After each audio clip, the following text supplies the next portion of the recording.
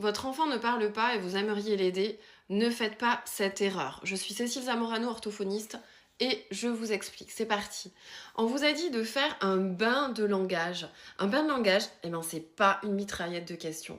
Qu'est-ce que c'est? Dis-moi, c'est quoi ça? Qu'est-ce que c'est? Alors, qu'est-ce que c'est? Bah, qu'est-ce que c'est? Et là, qu'est-ce que c'est? Et de quelle couleur il est? Ah, et regarde, de quelle couleur est son museau? Est-ce qu'il est gros? Hein? Qu'est-ce que c'est? Non, on ne mitraille pas l'enfant de questions, surtout s'il ne connaît pas encore le nom de l'animal. Un bain de langage, c'est une immersion, c'est une vraie communication. Alors, tout d'abord, comment on va faire? Petit 1, on va prendre quelque chose de très épuré. Quand l'enfant commence à découvrir le vocabulaire, on va choisir quelque chose avec très peu d'images. Hein. En général, il a entre 6 et 12 mois pour le début de langage, ou plus tard s'il y a un retard de langage, mais on commence tranquillement.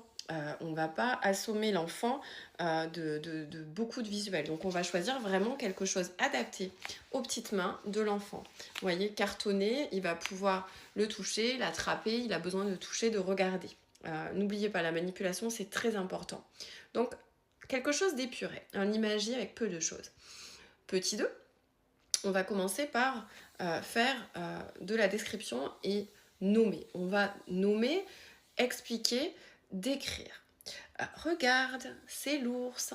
C'est un ours. Oh, il est gros et il est tout blanc, sa couleur. Il est tout blanc, il a un museau rigolo, tout gris. J'aime bien ses petites oreilles. Est-ce que tu peux toucher son petit museau?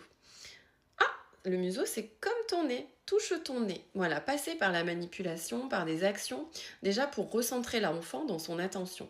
Hein, on va essayer de le rappeler à nous parce que son attention est très labile et il a besoin d'être reconnecté.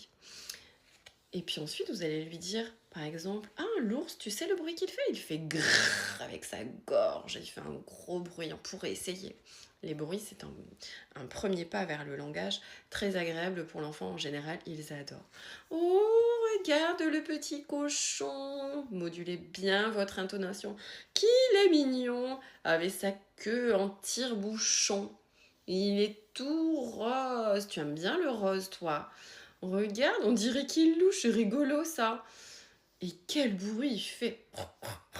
Bon, je ne fais pas très bien le cochon, mais on décrit, on prend notre temps. Cette étape où on nomme avec l'enfant peut prendre du temps, mais ce n'est pas grave. C'est ça le bain de langage. Ensuite, vous pourrez lui demander en étape 3 de montrer. Cette étape sera facilitante, va lui permettre de se lancer et d'être dans une réussite. Montre-moi le chat. Donc il va pouvoir vous montrer, une fois que vous aurez raconté évidemment, fait du bain de langage sur cette page également. Montre-moi le chat, il sera très heureux de vous le montrer.